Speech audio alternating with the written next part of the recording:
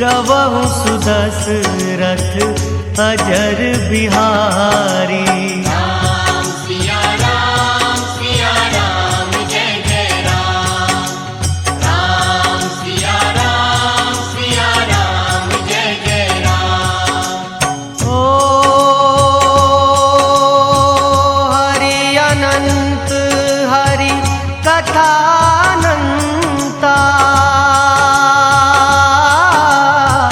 कहीं सुनहि बहु विधि सब संता। राम सिया राम जय जय राम। राम सिया राम जय जय राम।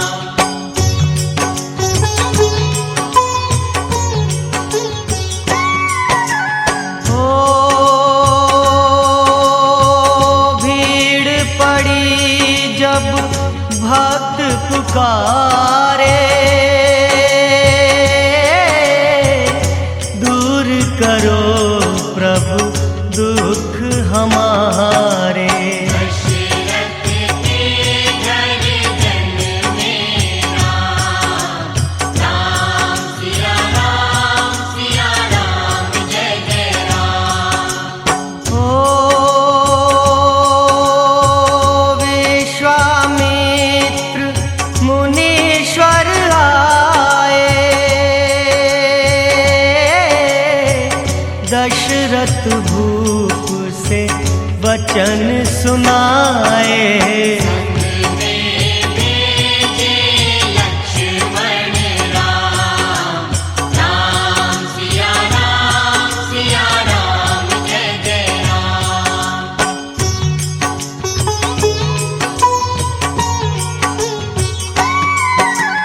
ओ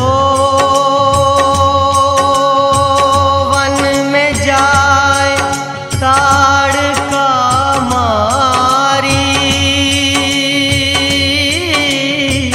चरण छुआए अहिल्या तारी। ऋषियों के दुख हरते राम। राम सिया राम जय जय राम। ओ जनकपुरी रघु नंदन आए, नगर निवासी दर्शन पाए। सीता के मन भाए राम। राम सिया राम जय जय राम।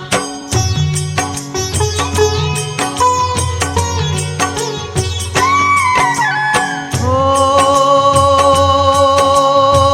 रघुनंदन ने धनुष चढ़ाया, सब राजों का मान घटाया। सीता ने वर पाए राम। राम सिया राम जय जय राम। ओ परशुराम क्रोधित हो आए, दुष्ट भूप मन में हर्षाए। जनक राय ने किया प्रणाम। राम सिया राम जय जय राम।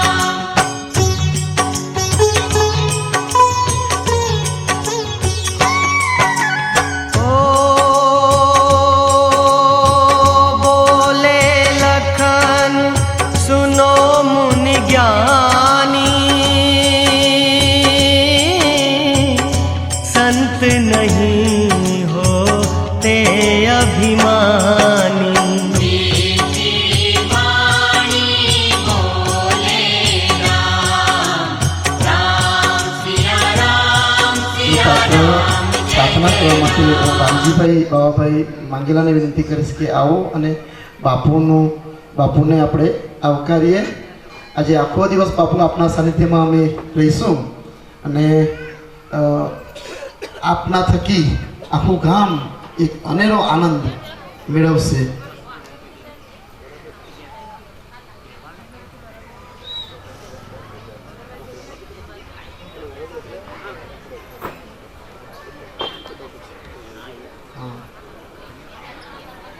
બોલો જયાનંદ બાપુ કી જય,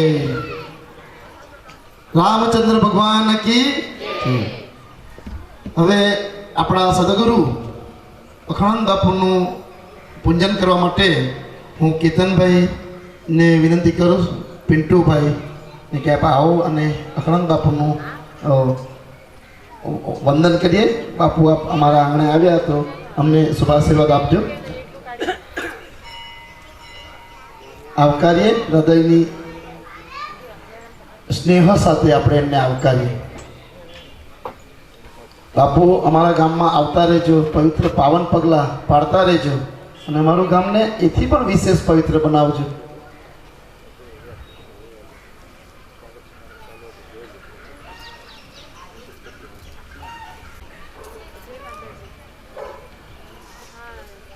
બોલો શ્રી અખંડાનંદ મહારાજ કી, બાબા મુક્તાનંદ મહારાજ કી.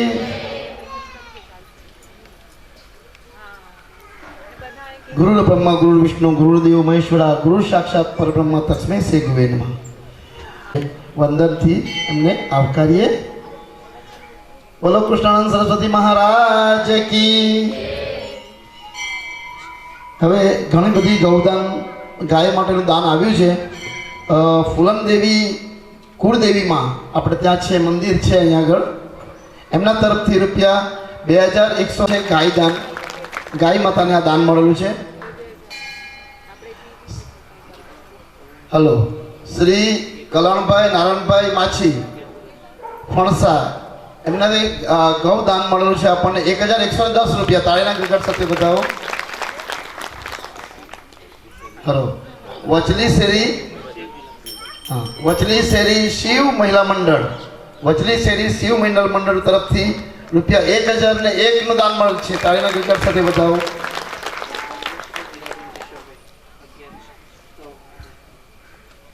બીજું ગૌદાન મળેલું છે ગંગા સ્વરૂપ હીરાબેન કેશવભાઈ ટંડેલ, એમના તરફથી 1111 રૂપિયા ગાય માતા માટેનું દાન મળેલું છે. રામજીભાઈ બાવાભાઈ માંગેલા તરફથી 1100 રૂપિયાનું દાન આપણે ગાય માતા માટે મળેલ છે. હલો, બેનાબેન પ્રકાશભાઈ ટંડેલ, મંદિર ફળિયું, મિતનવાડમાં રહે છે ને અત્યારે, પણ આપણા મંદિર ફળિયાના છે. બેનાબેન પ્રકાશભાઈ ટંડેલ, એમના તરફથી 2551 રૂપિયા ગૌદાન મળેલું છે આપણને.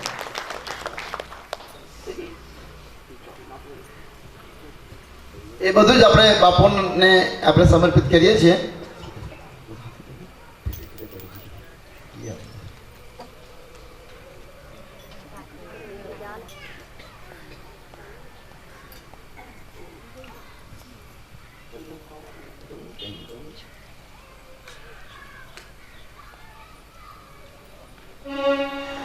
સદગુરુ દેવ કી. તો આ ગૌદાન જેટલું પણ થાય એટલું આપણા માટે, એક જો નદી માતા કહેવાય અને ગાય પણ આપણી માતા કહેવાય, તો ગાયની માતા માટે પણ આપણે આપવું જોઈએ દાન. અને સરસ મજાની ત્યાં ગૌશાળા પણ ત્યાં છે. બાપુને ફરી નમ્ર વિનંતી કરું છું બાપુ કે અમારા ગામમાં આવ્યા અને પાવન પગલાં પાડ્યા, આપ હર હંમેશ આવજો અને અમારું ગામ એક બને, નેક બને, અને છે જ નેક, અને એકતા પણ છે. ધીરે ધીરે હવે આવી રહી છે, બધી સર્વવ્યવસ્થિત થઈ રહ્યું છે. એક સરસ મજાનું ગીત આવે, ગાવાનું મન થાય છે એટલે ગાઈ દઉં છું. ગાજે છે ગીત જ્યાં હેતના રે રંગ ભર્યું, નાનું રૂપાળું મારું ગામડું. ગાજે છે ગીત જ્યાં હેતના રે રંગ ભર્યું, નાનું રૂપાળું મારું ગામડું. રેટિયાનો ઝીણો રણકાર રે રંગ ભર્યું, નાનું રૂપાળું મારું ગામડું.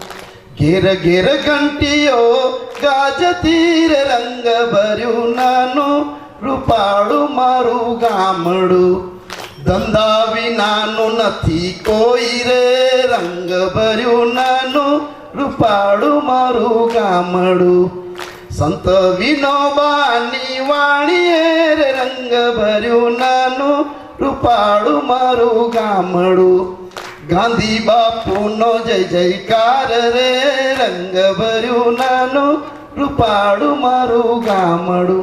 જય સિયારામ.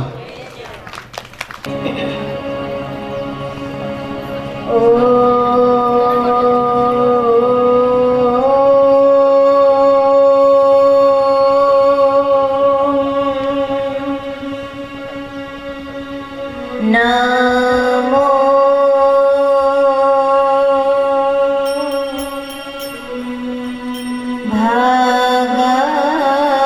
ભગવતે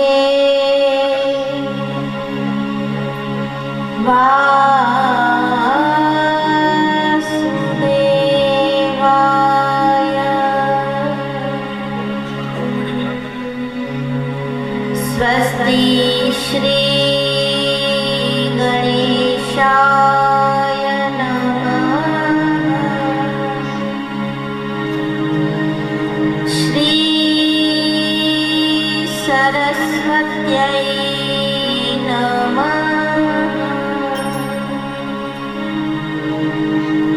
શ્રી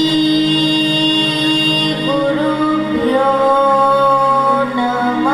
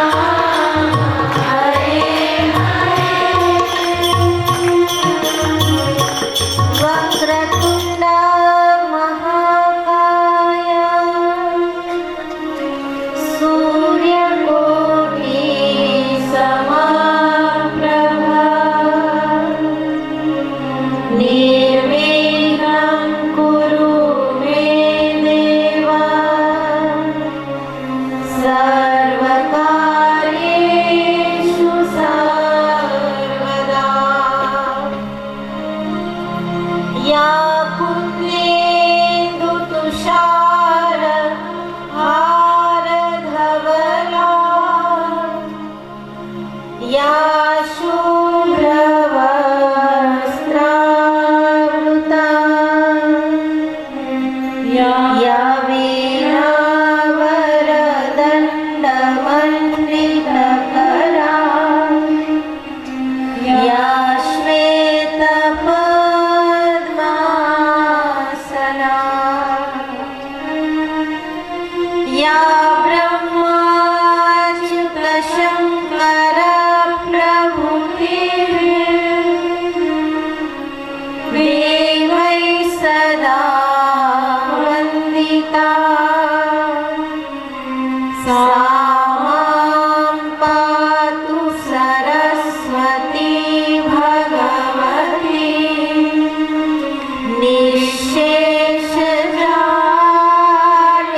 निःशेषजाड्यापमा गुरुर्ब्रह्मा गुरुर्विष्णु गुरुर्देवो महेश्वरः गुरुर्साक्षात् परब्रह्म तस्मै श्री गुरवे नमः। श्री रामचंद्र भगवान की जय। तुलसी कृत रामायण कथा करुमति अनुसार प्रेम सहित गादीधर पधारो पवन कुमार आइए हनुमंत विराजे कथा सुनहु इतिहास तुम सेवक रघुनाथ के मैं तुम चरणों के दास राम कथा के रसिक तुम भक्त राजमती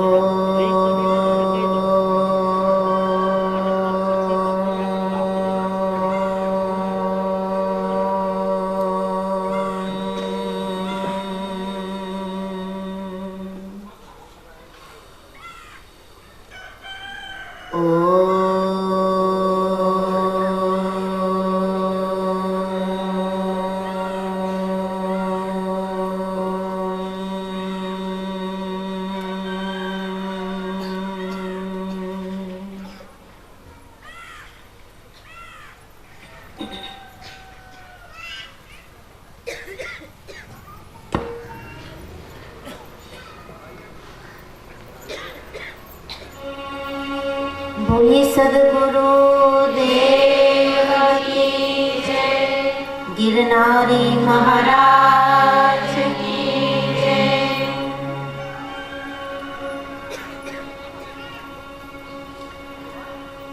परम कृपाळु परमात्मा श्री सत्यनारायण भगवानना श्री चरणों में वंदन करिए। बाबा मुक्तानंद जी महाराज ना श्री चरणों में वंदन करिए। सदगुरु देव श्री अखंडानंद सरस्वती महाराज ना श्री चरणों में वंदन करिए। परमात्मा ना वांगमय स्वरूप श्री रामायण ने वंदन करिए।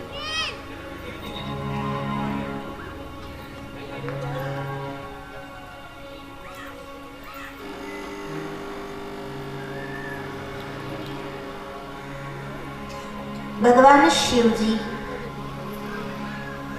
मां पार्वती ने मां अहल्याना उद्धारनी कथाનું વર્ણન કરે છે। एही भांति सिधारी गौतम नारी बार बार हरि चरण परी, जो अति मन भावा सो वर पावा, गई पति लोक आनंद भरी। बार बार श्री हरिना चरणों में वंदन करे छे, प्रार्थना करे छे कि प्रभु मने मारा पतिनो लोक मळे। ए पति जेणे मने शाप आप्यो, ए पतिनी सेवा मने मळे, कारण एणे शाप आप्यो माटे तमने धक्को थयो मने दर्शन देवा माटे। गई पति लोक आनंद भरी। જ્યારે ભગવાને પતિલોકનું વરદાન આપ્યું ત્યારે માં અહલ્યા આનંદમાં આવ્યા છે અને આનંદની સાથે પતિલોક તરફ ગમન કર્યું। અજાણતા જે પાપ થયું છે પોતે કર્યું નહોતું, કોઈ બીજાનો દોષ અને એ ટોપલો આની માથે આવ્યો। સ્ત્રીનું ચરિત્ર એવું છે, સ્ત્રીની પવિત્રતા એવી છે કે કદાચ એમાં આંચ ન આવે પણ બીજો ભૂલ કરે અને ભોગવવું સ્ત્રીને પડે છે। કોકની બુરી નજર પણ જો સ્ત્રીના ચરિત્રને લાગી જાય ને તો સ્ત્રીનું ચરિત્ર અબડાઈ જાય છે, આવું સમાજ માને છે। સમાજની અંદર આવા કુરિવાજો છે કે કોકની બુરી નજર જો સ્ત્રી ઉપર પડી તો એ સ્ત્રી અબડાઈ ગઈ, એની પવિત્રતા હવે એ પવિત્ર નથી। માટે સ્ત્રીઓને બહુ સજાગ રહેવું પડે, બહુ સાવધાની રાખવી પડે।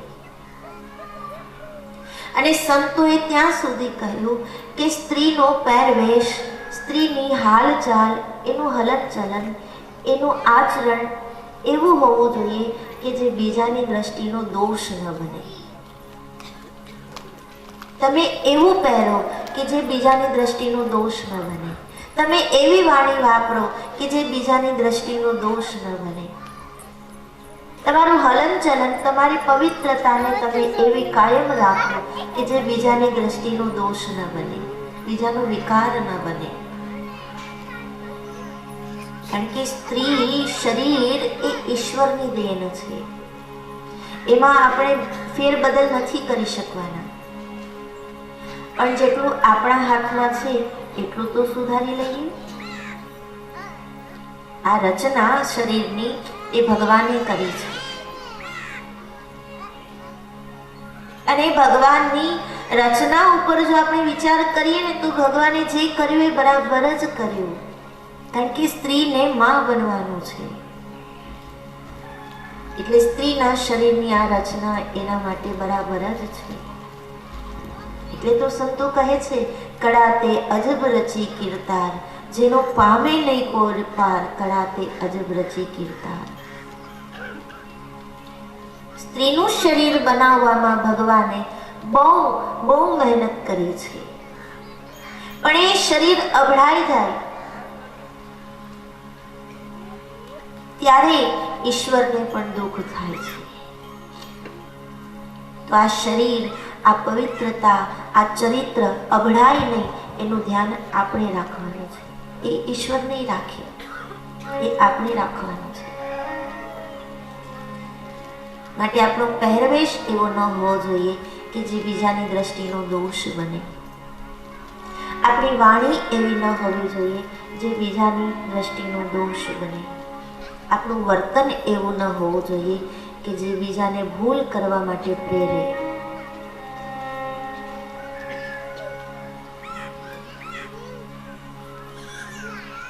એમાં અહલ્યાનું પ્રકરણ એ સમસ્ત નારી જાતિ માટે એક પ્રકાશ પુંજ સમાન છે. નારી એ ત્યાગની મૂર્તિ છે, નારી એ મર્યાદાની મૂર્તિ છે, અને મર્યાદા અને ત્યાગ જ્યાં સુધી એનામાં છે ત્યાં સુધી એ પૂજાય છે. નહીં તો ગુરુજીએ કીધું એમ અપ્સરામાં ને આપણામાં કોઈ ફેર નથી. છતાં પણ અપ્સરાઓ હંમેશા સ્વર્ગમાં રહી છે, કારણ કે એ એની મર્યાદામાં છે, માટે એને સ્વર્ગનું સ્થાન મળ્યું છે. એ પણ પૂજાણી છે.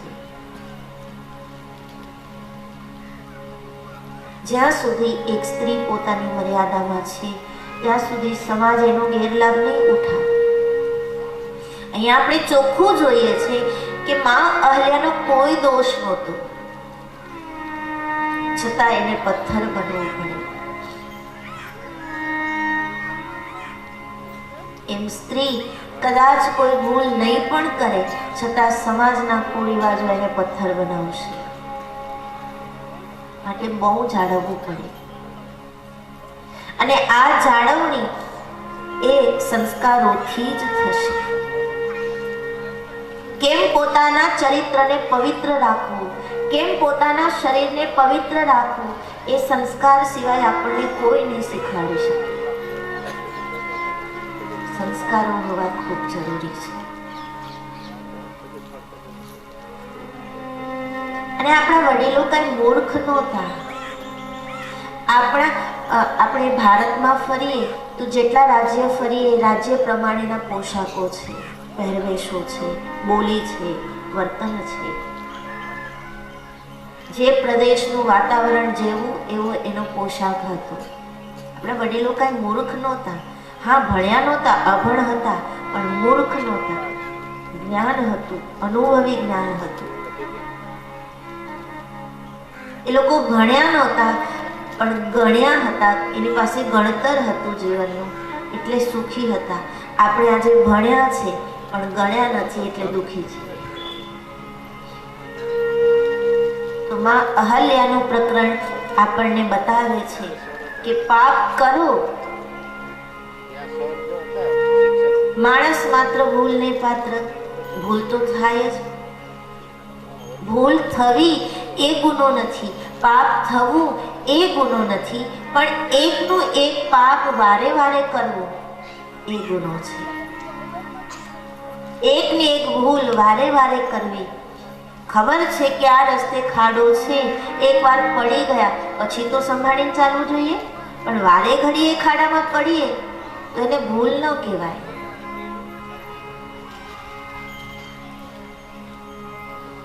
માં અહલ્યાનું ચરિત્ર સ્ત્રી જાતિ માટે એક પ્રકાશ સમાન છે. આ અહલ્યા ચરિત્ર જો આપણને સમજાઈ જાય તો સ્ત્રી જાતિ એ પોતે જ પોતાની રક્ષા કરી શકે. ને આજના સમયમાં બહુ જરૂરી છે. સ્ત્રીનું સંરક્ષણ એ બહુ જરૂરી છે.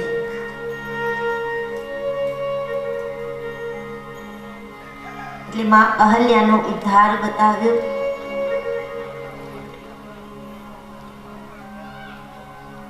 માં અહલ્યાનો ઉદ્ધાર કરી યાત્રા આગળ વધી છે. વિશ્વામિત્રજીની સાથે પ્રભુ રામ અને ભૈયા લખન અને સાથે ઋષિવૃંદ છે. પગપાળા ચાલતા ચાલતા આગળ વધ્યા. રસ્તામાં માં ગંગાજીનો કિનારો આવ્યો. વિશ્વામિત્રજી કહે, રાઘવ, ચાલો માં ગંગામાં આપણે સ્નાન કરીએ. ઋષિ વૃંદ સાથે, વિશ્વામિત્રજી સાથે પ્રભુ રામ અને ભૈયા લખને ગંગાજીમાં સ્નાન કર્યું છે. માં ગંગાને જોઈ ભગવાન રામે વિશ્વામિત્રજીને પૂછ્યું છે, પુની સુરસરી ઉત્પત્તિ રઘુરાય, કૌશિક સન પૂછા શિરનાય. મહારાજ, આ ગંગાજી તો મેં એવું સાંભળ્યું છે કે આકાશમાં રહેનારા છે અને એ ગંગા આ ધરતી પર વહે છે. તો આકાશમાંથી આ ગંગાને ધરતી પર કોણ લાવે? માં, ગંગાનું અવતરણ આ ધરતી પર શા માટે થયું? કોણ એને લાવ્યું? એ મને કહો. ત્યારે વિશ્વામિત્રજી માર્મિક હસ્યા છે અને કહે છે, નારાયણ, જેના જમણા પગના અંગૂઠામાંથી ગંગા નીકળી હોય એને મારે કહેવાનું કે આ ગંગાનું અવતરણ કેવી રીતે થયું? માં ગંગા નારાયણના ચરણમાંથી નીકળ્યા છે. એને હું એમ કહું કે આ અવતરણ કઈ રીતે થયું? છતાં આપ પૂછો છો તો જગત કલ્યાણ માટે ગંગા અવતરણની કથા વિશ્વામિત્રજીએ ભગવાન રામને બતાવી અને બતાવ્યું કે હે પ્રભુ રામ, આપના જ સૂર્યવંશમાં ભગીરથ રાજા થઈ ગયા. એ ભગીરથ રાજાએ પોતાની 3 પેઢીથી જે તપસ્યા થતી હતી એને સાકાર કરવા માં ગંગાનું તપ કર્યું. તપથી પ્રસન્ન થઈ અને માં ગંગા આ ધરતી ઉપર અવતર્યા.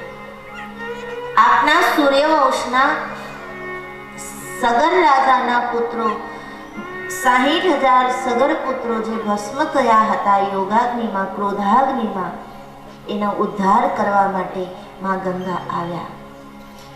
સૂર્યવંશના પ્રતાપે આ વિશ્વને માં ગંગા મળ્યા છે અને આજે પણ આ માં ગંગા ધરતી પરના જીવોના પાપને ધુવે છે. એટલે માં ગંગાને વંદન કરી, સ્નાન કરી, માં ગંગાનું પૂજન કરી અને યાત્રા આગળ ચાલી.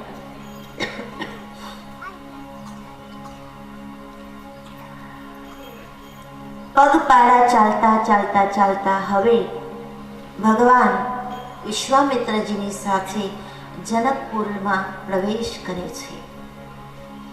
રામાયણની અંદર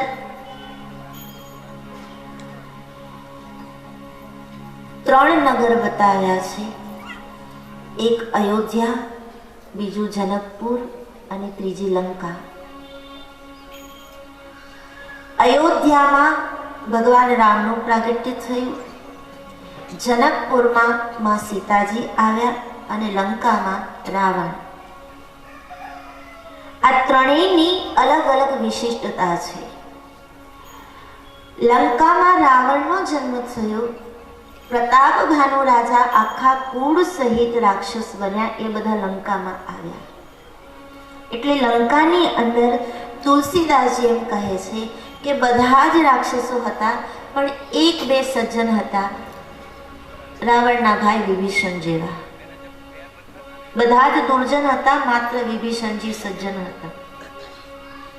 અયોધ્યામાં બધા જ સજ્જન છે પણ એક ધોબી નીકળ્યો જેણે કીધું કે મારી પત્ની જો હોય આવી, મારી પત્નીનું હરણ જો કોઈ રાવણ જેવો કરી જાય તો હું રામ નથી કે એનો સ્વીકાર કરી લઉં, હું એનો ત્યાગ કરી દઉં.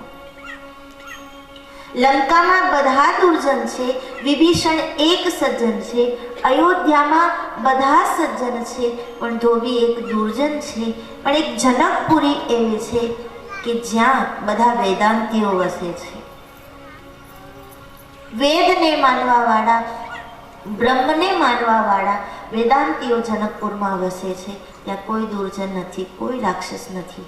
બધા વેદાંતીઓ છે, જે બ્રહ્મને માને છે, જે નિરાકારને માને છે, જે નિર્ગુણને માને છે. અને એટલે જનકપુર વિદેહ રાજની નગરી વિદેહી કહેવાય છે. અને ત્યાં વૈદેહી આવ્યા છે, ત્યાં ચિત્તી શક્તિનું પ્રાગટ્ય થયું છે. તો ભગવાન પ્રવેશ કરે છે જનકપુરમાં અને બાબાજીએ લખ્યું છે, પુર નર નારી ભગ શ્રુતિ સંતા, પુર નર નારી ભગ શ્રુતિ સંતા, ધર્મશીલ જ્ઞાની ગુણવંતા, ધર્મશીલ નારી ગુણવંતા. આ એવી નગરી છે કે જ્યાં બધા ધર્મશીલ છે, જ્ઞાની છે, વેદાંતી છે. જનક રાજ તો વિદેહી કહેવાના, પણ જનક રાજાની જે પ્રજા હતી એ નર નારી સુભગ શ્રુતિ સંતા, શ્રુતિમાં માનનારા, વેદમાં માનનારા, સંતની ભૂમિકામાં જીવનારી પ્રજા છે જનકપુરની. અને એ જનકપુરમાં ભગવાન રામ વિશ્વામિત્રજી સાથે પ્રવેશ કરે છે. નર નારીઓ સૌ દોડવા લાગ્યા, વિશ્વામિત્રજી આવ્યા, વિશ્વામિત્રજી આવ્યા, વિશ્વામિત્રજી આવ્યા, જઈને સમાચાર આપ્યા જનક રાજાને. અને ત્યારે જનક રાજા પણ દોડ્યા છે. વિશ્વામિત્ર મહામુનિ આય, વિશ્વામિત્ર મહામુનિ આય, સમાચાર મિથિલાપતિ પાય, સમાચાર મિથિલાપતિ પાય. વિશ્વામિત્રજી પધાર્યા.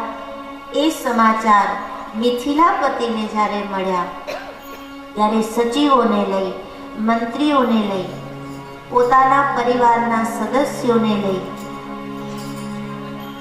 જનક રાજા વિશ્વામિત્રજીનું સ્વાગત કરવા માટે દોડ્યા છે. રાજા ગમે તેટલો મોટો હોય, પણ સંત પધારે ત્યારે રાજા પોતાનું સિંહાસન છોડી અને સંતોનું સ્વાગત કરે છે. આ પ્રથા આપણા યુગો યુગોથી આપણામાં ચાલી આવી છે. ત્યાં શાસનનું મહત્વ નહોતું, ત્યાં સત્તાનું મહત્વ નહોતું, ત્યાં સંતોનું મહત્વ હતું. આપણું રાજકારણ સંતોને પૂછી પૂછીને પોતાનું કાર્ય કરતું. એ આપણો ભારત દેશ હતો. એટલા માટે કારણ અત્યારે આ નથી. રાજકારણ સંતોના માર્ગદર્શન પ્રમાણે ચાલતું. તો વિશ્વામિત્રજી આવ્યા. જનક રાજા સ્વાગત કરવા માટે દોડ્યા છે. જનક શરીરથી રાજા છે, પણ ભીતરથી ત્યાગી છે, વેદાંતી છે. શુકદેવજીના જે ગુરુ બની શકે એ જનક ભૂમિકામાં બહુ ઉચ્ચ પદવી ધરાવનાર છે, જેની પાસે શુકદેવજીને જવું પડ્યું હતું. પણ સંતનું આગમન થયું એટલે જનક રાજા દોડ્યા છે. કારણ કે આપણે ત્યાં શ્રુતિઓએ નિયમ આપ્યો છે, અતિથિ દેવો ભવ. આવનાર અતિથિ એ ભગવાન સમાન છે, એનું સ્વાગત કરવું જોઈએ. અને આ તો સ્વયં સંત પધાર્યા છે. એ જનક રાજા દોડીને ગયા છે. વિશ્વામિત્રજીનું સ્વાગત કર્યું, પગે લાગ્યા, પૂજન કર્યું, આસન આપ્યું, યથાવિધિ સત્કાર કર્યો. અને આ બધું જ્યારે બન્યું ને, વિશ્વામિત્રજી આવ્યા, જનક રાજા આવે, સ્વાગત કરે. પહેલેથી વિશ્વામિત્રજીએ રામ લખનને કહી દીધું હતું કે તમારે હમણાં પ્રગટ નહીં થવાનું, તમારે પાછળથી આવવાનું. કારણ વિશ્વામિત્રજી એમ તો માનતા હતા કે રામ ભગવાન છે, પણ તાડકા વધ પછી વિશ્વામિત્રજીને વિશ્વાસ આવ્યો ને કે નહીં, આ બ્રહ્મ જ છે. એમ અહીંયા પણ વિશ્વામિત્રજી જોવા માંગે છે કે નિરાકારમાં માનનારા જનક રાજા, જે નિર્ગુણને માને છે, જે સાકારને નથી માનતા, મૂર્તિને નથી માનતા, નિરાકારને માને છે, એ રામને જોઈને એનામાં કઈ અસર થશે એ મારે જોવું છે. પહેલી નજરે એ ઓળખી જશે કે આ બ્રહ્મ છે કે નહીં, એ મારે જોવું છે. મહાન વેદાંતી જનક ભગવાન રામને જોઈને એનો શું પ્રત્યાઘાત હશે એ મારે જોવું છે. એના હૃદયમાં કેવો ભાવ પ્રગટશે એ મારે જોવું છે. એટલે સ્વાગત થયું, પૂજન થયું, ત્યાં સુધી રામ લખન નથી આવ્યા. પાછળથી આવવાની આજ્ઞા કરી હતી. એટલે હવે ભગવાન રામ અને લક્ષ્મણજી પ્રવેશ કરે છે. અને ત્યારે નામ અને રૂપને મિથ્યા માનનાર, ભગવાનના સાકાર સ્વરૂપને મિથ્યા માનનાર જનક રાજાના નેત્ર આ બંને રાજકુમાર ઉપર ચોંટી ગયા છે. નેત્ર સ્થિર બની ગયા છે. જનક રાજાની વાણી વિરામ પામી ગઈ છે. હૃદયમાં ભાવ છલકાવા લાગ્યો, મન ખેંચાવા લાગ્યું. જનક રાજાને પણ નવાઈ લાગે છે કે મારું મન મારા કંટ્રોલમાં છે. મેં મારા મનને એટલો બધો અભ્યાસ કરાવ્યો છે કે વગર કારણે એ કોઈનામાં ખેંચાય નહીં, કારણ કે હું નિરાકારમાં માનનારો છું. નામ અને રૂપને તો હું માનતો નથી. મારું મન મને કહ્યા વગર ક્યાંય જાય નહીં. એ મન આ બંને રાજકુમારો તરફ ખેંચાઈ રહ્યું છે. એવું આનામાં શું છે? કોણ છે આ બંને? મને સમજાતું નથી કે મારું મન આજે મારું કહ્યું કેમ નથી કરતું.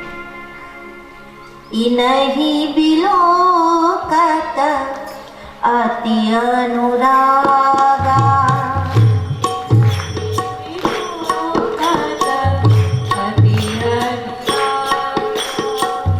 બરબસ બ્રહ્મ સુખની મન ત્યાગા.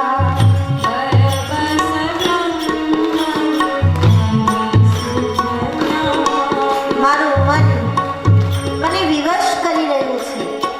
મારું મન રામ રૂપમાં ખેંચાઈ રહ્યું છે. આ ખેંચાવાનું કારણ શું? હું તો વિદેહી છું. દેહનું પણ મને ખબર છે, મનનું પણ મને ખબર છે, અને હું તો આત્મામાં રમનારો માણસ છું. અને આ રૂપમાં કેમ ખેંચાઈ રહ્યું છે? બાપજી જલ્દી બતાવો, કોણ છે આ બંને? આ રાજકુમાર મારી સામે જે ઊભા છે, કોણ છે જે મને ખેંચી રહ્યા છે? જેને જોતા મારા લોચન થાકતા નથી, વારે વારે જોવાનું મન થાય છે. કહો બાકી કોણ છે? સહજ વિરાગ રૂપ મન મોરા, સહજ વિરાગ રૂપ મન મોરા. બાપજી મારું મન બીજા કરતા બહુ અલગ છે. વૈરાગ લાવવો હોય, ત્યાગ કરવો હોય તો લોકોને પ્રયાસ કરવા પડે, પણ સહજ વિરાગ રૂપ મન મોરા. મારું મન તો સહજ વિરાગી છે. એને વૈરાગ માટે કોઈ પ્રયાસ નથી કરવો પડતો.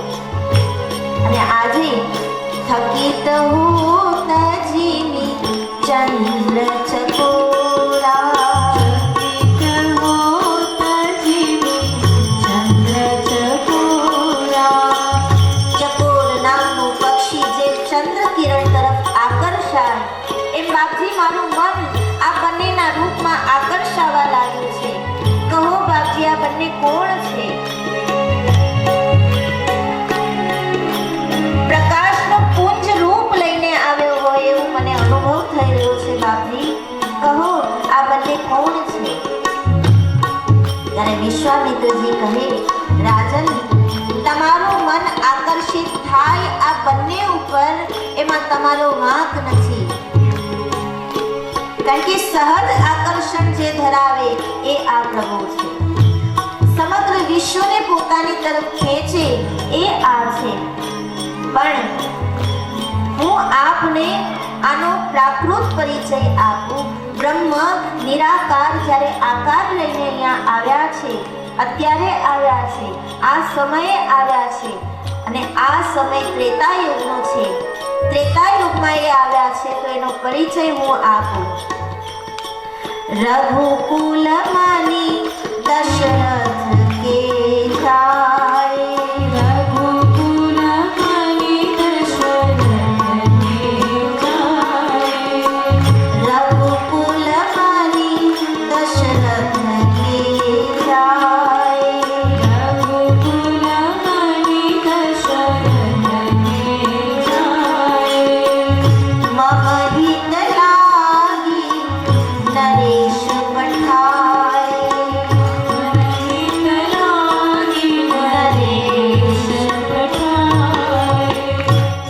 રઘુકુલ મણી દશરથ કે જાય. આ એનો પ્રાકૃત પરિચય છે કે આ બંને અયોધ્યાના રાજા દશરથજીના પુત્ર છે. એકનું નામ છે રામ અને બીજાનું નામ છે લખન. જે શ્યામ છે એ રામ છે અને ગૌર છે એ લખન છે. દશરથજીના પુત્ર છે. મમ હિત લાગી નરેશ પઠાય. મારો અધૂરો યજ્ઞ પૂર્ણ કરવા માટે દશરથ રાજાએ આ બંને ભાઈઓને મોકલ્યા છે. અને ત્યારે જનક રાજાને મનમાં થોડો રંજ થવા લાગ્યો. જનક રાજાને વિચાર આવ્યો કે મારી જે ભૂમિકા છે ને એ તો દશરથ રાજા કરતા થોડી ઊંચી છે, અને મારી ભૂમિકા પ્રમાણે રામના પિતા તો મારે બનવો જોઈએ ને બધે દશરથજી બન્યા. આવો થોડો રંજ જનકજીને થાય છે કે કદાચ હું આનો પિતા બન્યો હોત તો. કારણ કે ભૂમિકાના હિસાબે દશરથ કરતા હું થોડોક મોટો છું. હું વેદાંતી છું, હું બ્રહ્મને માનનારો છું, હું નિરાકારને માનનારો છું. તો બ્રહ્મને આવવું જ હતું તો મારા ઘરે આવવું હતું, મને પિતા બનાવવું હતું. પણ ભગવાને મને પસંદ ન કર્યો. એનો રંજ જનકજીને છે. હરેક માતા પિતાને આવો રંજ હોવો જોઈએ કે અમે અમારા બાળકોને ભગવાન જેવા બનાવીએ, એના પિતા અમે બનીએ, એની માતા અમે બનીએ. અમે માતા પિતા તો બનીએ પણ ભગવાન પુત્ર બને અને ભગવાનના માતા પિતા બનીએ. આવો રંજ હરેક માતા પિતાના હૃદયમાં હોવો જોઈએ. જનક રાજાને થયું કે દશરથજી કેટલા ભાગ્યશાળી છે કે પ્રભુના પિતા બન્યા. કદાચ હું બન્યો હોત તો આ સૌભાગ્ય મને મળ્યું હોત તો. પણ પછી પોતે ને પોતે પોતાના મનને સમજાવે કે વાંધો નહીં, આ મોકો નથી મળ્યો તો કાંઈ નહીં, પણ કાંઈક એવો સંબંધ આની સાથે હું જોડી લઉં, કાંઈક એવો નાતો આની સાથે હું જોડી લઉં કે સદાને માટે હું આનો બની જાઉં અને એ મારા બની જાય. नाता एक राम जी से दूजा नाता तोड़ दे, आशा एक राम जी की दूजी आशा छोड़ दे, सीताराम सीताराम सीताराम करिए, सीताराम सीताराम